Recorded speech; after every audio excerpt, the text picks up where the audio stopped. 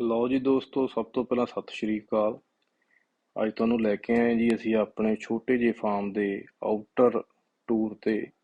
ਅੱਜ ਤੁਹਾਨੂੰ ਫਾਰਮ ਦਾ outer area ਦਿਖਾਇਆ ਜਾਊਗਾ। ਤੇ ਇਹ ਫਾਰਮ ਸਾਡਾ ਹੈਗਾ ਜੀ ਤਹਿਸੀਲਦਾਰ ਸਟੱਡ ਫਾਰਮ।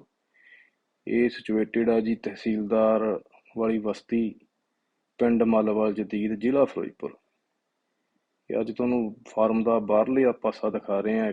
ਇਹ ਸਾਡੇ ਫਾਰਮ ਤੇ 8 ਕਮਰਿਆਂ ਦਾ ਫੇਸ ਵਰਕ ਹੋਇਆ ਗਿਆ। ਆ ਜਿਹੜਾ ਤੁਸੀਂ ਸਾਹਮਣੇ ਦੇਖ ਰਹੇ ਹੋ ਜੀ, ਇਹ 4 ਕਮਰੇ ਬਣੇ ਹੋਏ ਆ, ਬਾਹਰ ਵਰਾਂਡਾ ਬਣਿਆ ਹੋਇਆ ਤੇ ਵਿਦ ਫੇਸ ਵਰਕ। ਇੱਟਾਂ ਦਾ ਫੇਸ ਵਰਕ ਕੀਤਾ, ਨਾਰਮਲ ਜਿਹੜੀ ਭੱਠੇ ਵਾਲੀ ਇੱਟ ਹੈ ਉਸੇ ਦਾ। ਇਸ ਪਾਸੇ ਜਿੱਧਰ ਕੈਮਰਾ ਆ ਗਿਆ ਜੀ, 4 ਕਮਰੇ ਫੇਸ ਵਰਕ ਵਾਲੇ ਤੇ 2 ਕਮਰੇ ਬਿਨਾਂ ਫੇਸ ਵਰਕ ਤੋਂ।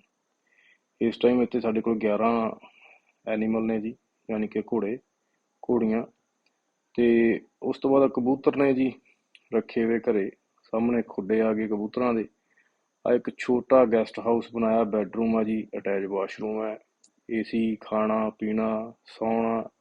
ਜਿਹੜੇ ਗੈਸਟ ਆਉਂਦੇ ਆ ਸਾਡੇ ਘੋੜਿਆਂ ਵਾਲੇ, ਉਹਨਾਂ ਵਾਸਤੇ ਰੂਮ ਬਣਾਇਆ ਗਿਆ। ਜਿਹੜੇ ਵੀ ਆਉਣਾ ਚਾਹਵੇ ਉਹਦਾ ਬਹੁਤ ਜ਼ਿਆਦਾ ਨਿੱਘਾ ਵੈਲਕਮ ਆ ਜੀ ਸਾਡੇ ਵੱਲੋਂ।